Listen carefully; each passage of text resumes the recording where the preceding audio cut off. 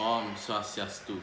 Perkenalkan, nama saya Eka Dek Sudarma Putra, nomor absen 6 dari kelas 11 IPS 3. Di sini saya akan menjelaskan apa itu kebijakan moneter dan kebijakan fiskal. Kebijakan moneter. Kebijakan moneter adalah langkah-langkah yang diambil penguasa moneter atau Bank Indonesia untuk mempengaruhi jumlah uang beredar dan daya beli uang. Peran dan fungsi kebijakan moneter. Yang pertama, mempertahankan iklim investasi. Kedua, memperluas keseimbangan kerja. Ketiga, menciptakan pertumbuhan ekonomi yang tinggi. Keempat, memperbaiki kondisi neraca pembayaran. Kelima, menjaga kestabilan nilai kurs mata uang. Keenam, menjaga kestabilan harga barang dan jasa. Ketujuh, menurunkan laju inflasi. Kedelapan, memperbaiki posisi neraca perdagangan dan neraca pembayaran. Jenis-jenis kebijakan moneter. Kebijakan moneter ekspansi. Kebijakan untuk meningkatkan permintaan agresif sehingga dapat menaikkan pendapatan nasional atau produksi nasional dan berkaitan terjadi kenaikan harga-harga atau inflasi. Kebijakan moneter. Kebijakan moneter kontraktif.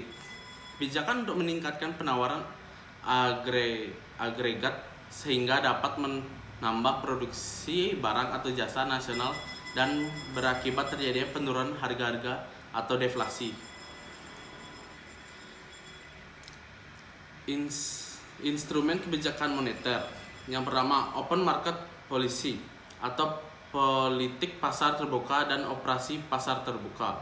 Kebijakan bank sentral untuk menambah atau mengurangi jumlah uang beredar dengan cara menjual atau membeli surat berharga milik pemerintah.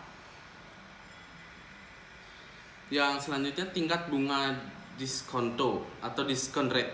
Kebijakan bank sentral dalam mengaruhi jumlah uang yang beredar dengan memainkan tingkat suku bunga. Selanjutnya, rasio cadang wajib atau reverse requirement ratio. Kebijakan bank sentral untuk menambah atau mengurangi jumlah uang beredar dengan cara menaikkan atau menurunkan cadangan minimum yang harus dipenuhi bank umum. Selanjutnya, imbauan moral atau moral persuasion.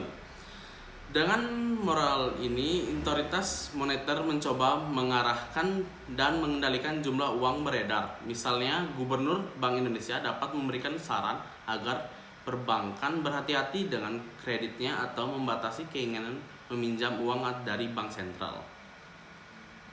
Selanjutnya, kebijakan fiskal. Kebijakan fiskal adalah kewajiban penyelesaian di bidang pengeluaran dan penerimaan pemerintah untuk memperbaiki keadaan ekonomi.